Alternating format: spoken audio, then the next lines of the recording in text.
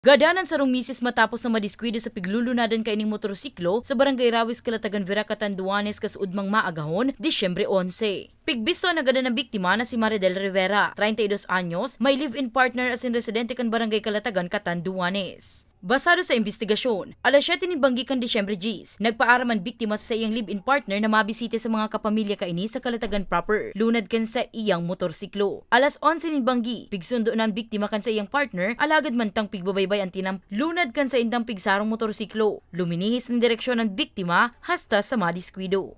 Tumama ho siya sa yung parang shoulder ng daan.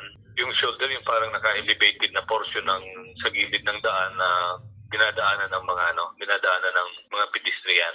Makurbadang daan doon sa bandang Imelda Boulevard nga po ng Barangay Rawis. Ipigdalagan pa ang biktima sa Eastern Bicol Medical Center. Alagad binawian man sa naininin buhay, magkalis na magsapo nin lugad sa man iba-ibang parte kan sa iyang hawak. Sigun sa PNP, human error ang pigsisirip na kausa kan insidente kung sa'y napag-araman na nasa impluensya nin alak ang biktima.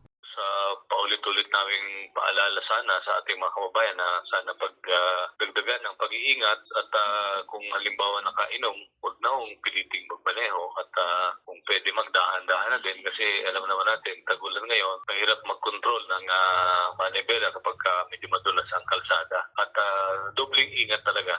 Liwat na nagpatanid ang kapulisan na ugalion ang gadan pagsulot nin helmet asin iwasan ang pagmotor na nakainom. Para sa mga baretang Tatak Bicol, Danica Garcia.